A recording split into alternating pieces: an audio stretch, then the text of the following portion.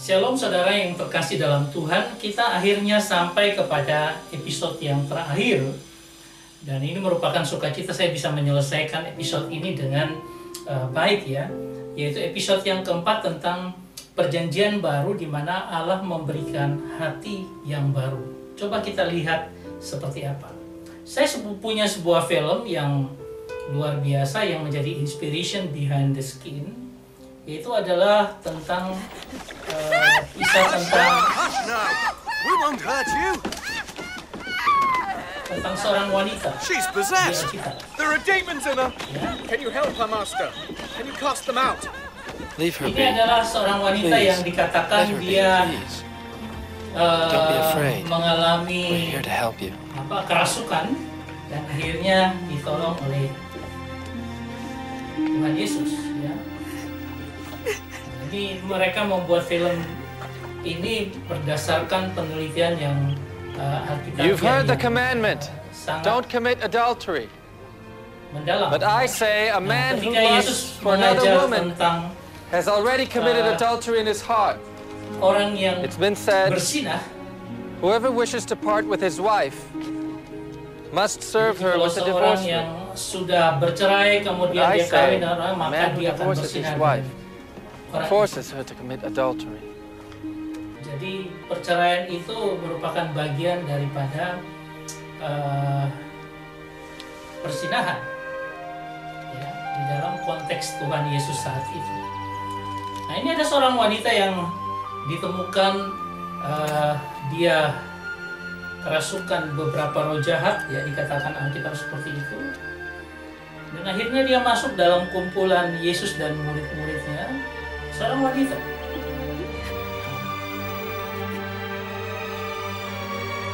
Dimana ketika Yesus dijamu di sebuah rumah,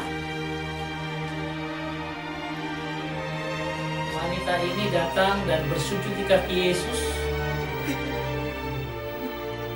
Dan semua tamu-tamu pada waktu itu kaget loh. Yesus membiarkan wanita ini bersujud di kakinya. Wanita ini dengan hati yang hancur datang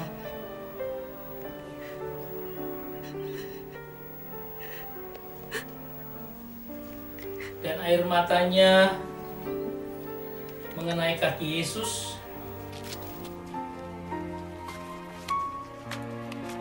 Zaman itu ada satu kebiasaan karena mereka punya kaki berdebu. Kalau masuk dalam sebuah perjamuan atau diundang, maka harusnya dia dibersihkan dulu kakinya. Nah, wanita ini mengambil alih pelayanan itu. Dia membersihkan kaki Yesus dan menyikanya dengan rambutnya. Rabbi, Dan tuan rumah they're bertanya, wondering how you can be a prophet. I mean, not kami to ingin know tahu, what kind of woman she kau is. tahu jenis wanita ini seperti apa. Jadi wanita ini adalah orang seperti apa. I know what kind of woman she is. Tuhan Yesus katakan saya She tahu. is a sinner. Simon, I have something Dia to say sudah to you. You see this melakukan woman? banyak dosa. I entered your house, and you gave me no Tuhan water for katakan my feet. saya datang ke rumahmu, But she has washed them with her tears tapi dia yang and membersihkan wiped them with kaki. her hair. You did not greet me with a kiss, but yet Dan dia mencium kakiku. she hasn't stopped kissing me. You did not anoint my head with oil, but yet she has anointed my feet. So I say to you, Wangi. her sins are forgiven as her love deserves. Dosanya yang begitu banyak sudah dihapuskan.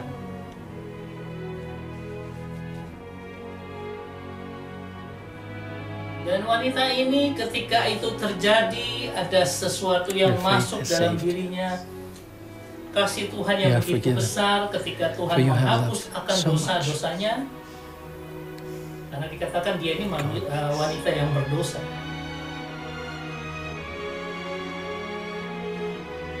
Dan dia menerima pengampunan Tuhan yang luar biasa. I won't leave you. Dia katakan, aku tidak akan meninggalkan I will engkau. follow you. Aku akan wherever you go. mengikutimu kemanapun engkau pergi. Wanita yang sudah disentuh hatinya oleh Tuhan ini membiarkan atau merelakan dirinya untuk bersama-sama And dengan so Tuhan I followed him sampai dengan akhir. to the cross, Bahkan then I met ketika di kayu salib ada alive, wanita ini yang risen, and finally I understood. atau berdiri dekat kayu salib itu, ya, dan dia semakin hari semakin ditumbuhkan Tuhan untuk semakin mengenal Yesus Tuhannya. Saudara yang terkasih, saya mengajak kita untuk memikirkan a new heart, sesuatu yang baru, ya. Sebenarnya bukan natural, ya. Natural itu berarti terjadi dan sendiri, tapi ini adalah Tuhan yang memberikan, ya, bukan jadi non natural. Tapi mari coba kita lihat dalam Yeskel pasal 36 ayat 26. Kamu akan kuberikan hati yang baru dan roh yang baru di dalam batinmu. Dan aku akan menjauhkan dari tubuhmu hati yang keras dan kuberikan kepadamu hati yang taat. Ya, jadi ini sesuatu yang luar biasa. Kalau konsep orang Yahudi, kalau mereka bilang orang benar itu adalah orang yang kebinatangannya bisa dipenjarakan, ini berbeda. Karena apa? Tuhan langsung memberikan hati yang baru, roh yang baru di dalam batin kita. Sehingga apa? Hati yang keras itu dijauhkan, bahkan dia memberikan hati yang taat.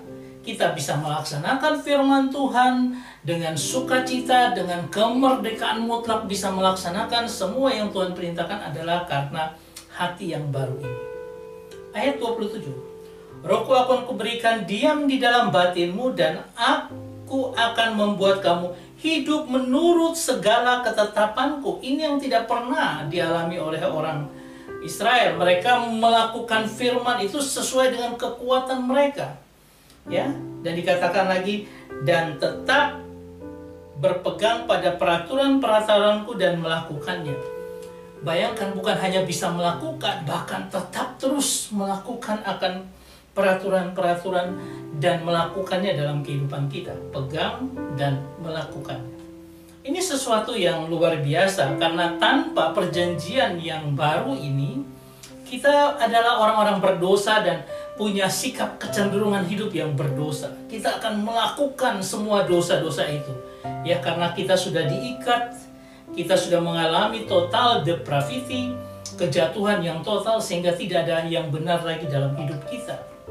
Ya, Roma 3 ayat 23, tidak ada seorang pun yang benar, semua orang telah berbuat dosa dan kehilangan kemuliaan Allah. Tetapi ada sebuah perjanjian yang baru. Kalau Tuhan tidak masukkan rohnya di dalam hidup kita, kita tidak akan bisa melaksanakan firman-firman Tuhan. Saudara yang terkasih, Yeskel pasal 36 ayat 26 ini mau menunjukkan seperti ini. Venatati Lakhem leb hadas, yang artinya adalah aku akan memberikan, ya, natati, ya, artinya Nathan, berikan, ya.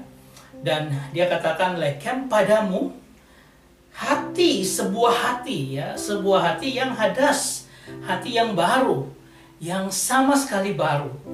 Dan itu menjadi kekuatan kita ketika kita hidup dalam anugerah Tuhan di perjanjian baru.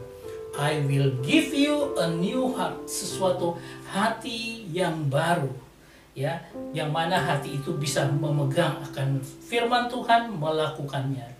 Kata venatati ini artinya konjungsi perfect, yang artinya apa? Itu sudah terjadi, dan ini merupakan penegasan bahwa ini akan terjadi di masa depan dan sudah pasti, dipastikan itu pasti terjadi. Karena garansinya adalah Tuhan sendiri yang berkata bahwa aku akan memberikan, itu pasti terjadi di masa depan. Tuhan akan memberikan secara perfect, sempurna. Jadi ini sudah hanya penegasan, ya, suatu proklaim, suatu penyataan bahwa itu akan terjadi di masa depan. Di mana apa yang dia berikan pada kita? Dia berikan sebuah hati, ya, hati yang baru, leb hadas, ya, hati yang baru, yang sama sekali baru, yang luar biasa. Kita lanjutkan. Dikatakan Verwa, Hadassah, Aten, Bekir, Bekam. Yang artinya apa? Yang artinya dan roh, ya, dan roh baru, ya. Ya, dia meletakkan roh yang baru itu dan kemudian di dalam batinmu. Jadi Tuhan itu bukan hanya memberikan hati yang baru, tetapi dia memberikan roh yang baru di dalam batinmu, di dalam mind, pikiran kita yang Tuhan berikan. Nah, itu di sini katakan a new spirit put within you, ya. Jadi sebuah roh yang baru, karena Tuhan berkata bahwa kita akan diberikan Roh Kudus, dan itu sudah terjadi 2000 tahun lalu. Roh Kudus dicurahkan dalam, itulah new spirit, ya, roh yang kudus itu masuk dalam kehidupan kita. Nah, kata Aten ketika dia berkata put, meletakkan atau menaruh, ya, roh itu dalam kehidupan kita, itu adalah kal imperfect. Kal imperfect ini artinya bahwa sesuatu yang terus-menerus Tuhan lakukan dalam kehidupan kita. Untuk apa? Memberikan rohnya hadir dalam hidup kita, terus-menerus membaharui akan hidup kita.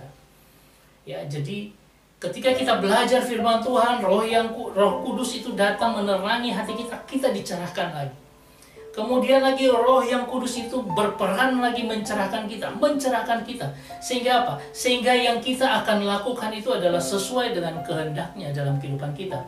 Bahkan ketika Roh Kudus menuntun, mengarahkan kita, menjaga, memelihara hati kita, itu pekerjaan yang dia lakukan yang imperfect, yang terus-menerus terjadi dalam kehidupan kita.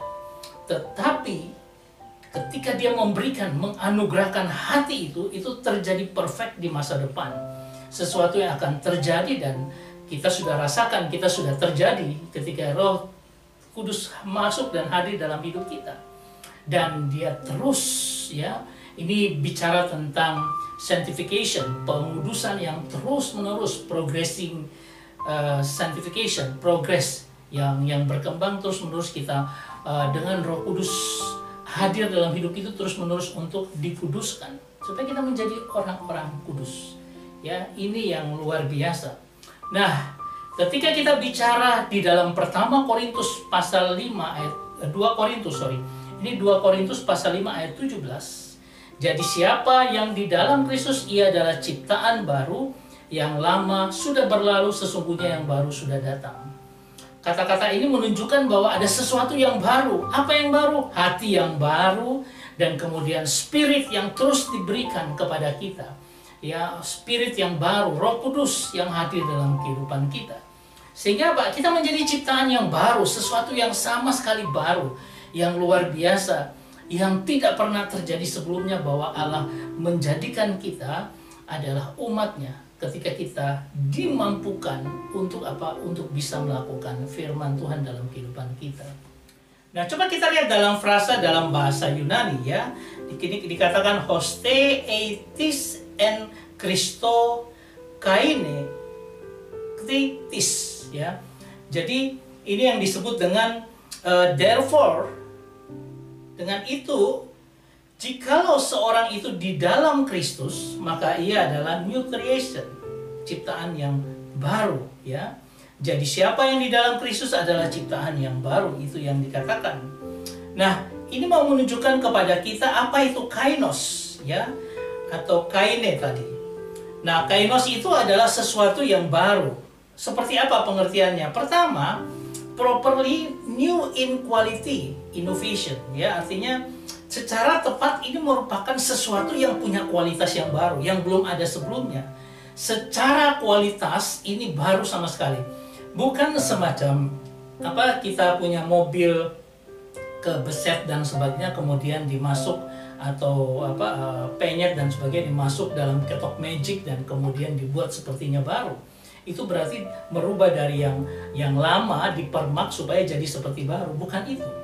Tapi ini adalah langsung menggantikannya dengan mobil yang baru dan benar-benar baru di dalam kualitas. Ya. Yang kedua, berbicara tentang fresh in development or opportunity.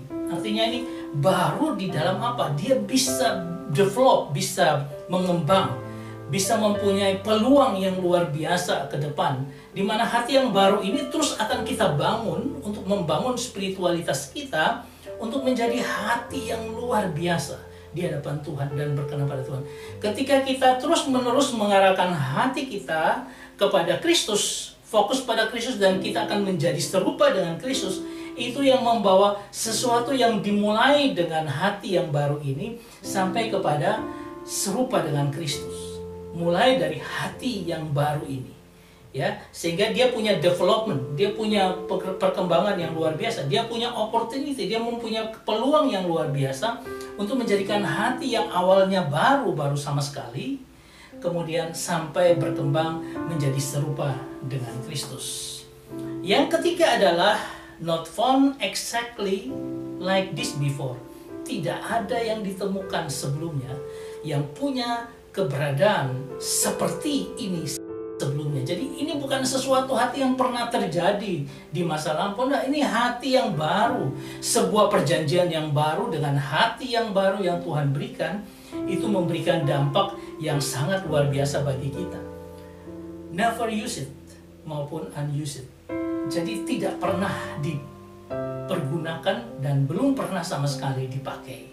Ya, jadi ini adalah apa yang Tuhan rubah dalam kehidupan kita. Nah, kalau kita melihat seorang wanita yang datang dan berlutut di kaki Yesus menangis, kemudian air matanya dia seka dengan rambut untuk membersihkan kotoran-kotoran di kaki Yesus, dan akhirnya dia mengurapi dengan minyak harum, ya. Ini adalah seorang yang luar biasa, dan orang yang luar biasa tidak mungkin akan menjadi biasa-biasa saja. Orang seperti ini ketika Yesus akan naik 2 hari, yang akan naik ke kayu salib, ya, kurang lebih kalau Jumat disalibkan berarti harusnya Rabu malam, dia datang dan dia membawa buli-buli, dan buli-buli itu dipecahkan di atas, dituangkan di atas rambut Yesus. Tidak pernah ada yang melakukan ini. Ini pasti orang yang sangat dekat dengan seluruh murid-murid Yesus. Dia bisa menerobos kumpulan laki-laki yang sedang ngobrol di tempat makan itu, dan dia sampai ke depan Tuhan Yesus, dan dia membuka buli-buli itu dan menuangkan dan mengurapi kepala Yesus. Dan Tuhan bilang ini sesuatu yang luar biasa karena dia mempersiapkan akan pemakamanku. Ini wanita yang luar biasa, bukan wanita yang biasa-biasa saja. Dan pada akhirnya ketika Yesus sudah mati dan dia melihat itu terbaring di dalam goa, di dalam kubur, ketika mayatnya hilang, semua orang boleh pergi meninggalkan dia. Petrus, Yohanes pergi, perempuan-perempuan yang lain pergi, berkumpul di rumah mereka di Yerusalem. Tetapi hanya ada seorang wanita yang bilang, just a minute, aku mau menunggu lagi. Tuhanku di mana dia? Aku harus mencari dia. Karena dia punya cinta hati yang luar biasa, cinta mati. Mulai dari mana? Mulai dari ketika Yesus memberikan dia hati yang baru. Dan itu membawa dia pada pemahaman semua boleh runtuh. Dunia boleh hancur dengan segala, tapi aku tetap cinta Yesus. Kemanapun Yesus pergi, aku akan tetap mengikuti dia. Kalau dia tidak ada, aku merindukan dia. Sangat merindukan dia karena dia adalah Tuhanku. Cinta yang seperti itu yang dihasilkan oleh sebuah hati yang baru, yang dibuat Tuhan, yang dibangun Tuhan, yang diberikan Tuhan untuk seorang Maria Magdalena. Saudara, kalau dengar kata Maria Magdalena, ada teman persekutuan kami yang begitu rajinnya, sungguh-sungguh mau belajar firman Tuhan. Kita panggil Bu Lena, dan dia sudah berpulang karena cancer. Tetapi semangatnya itu tetap ada, dan saya melihat ketika Tuhan memberikan hati yang baru, orang-orang yang tersentuh dengan hati yang baru akan memberikan hidupnya terus setia kepada Tuhan sampai akhirnya.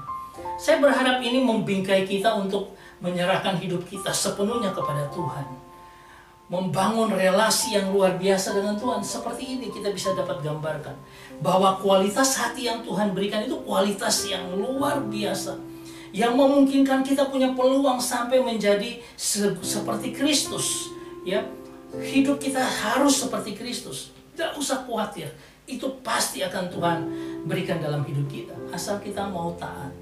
Ketika mendengarkan sapaan Tuhan dengan firman-Nya, ketika merasakan kuasa Roh Kudus hadir di kehidupan kita, katakan, Tuhan, aku mau mendengar, aku mau melakukan semua yang kau katakan. Dan Tuhan akan membawa kita pada perjumpaan-perjumpaan dengan Dia yang luar biasa dalam seluruh kehidupan kita. Saya berharap ini menjadi kelanjutan, karena sudah selesai, kelanjutan dalam kehidupan keseharian kita. Ketika kita membangun hati yang baru dengan terus melaksanakan firman, dan akhirnya akan menjadi serupa dengan Kristus. Tuhan memberkati kita semua. Amin.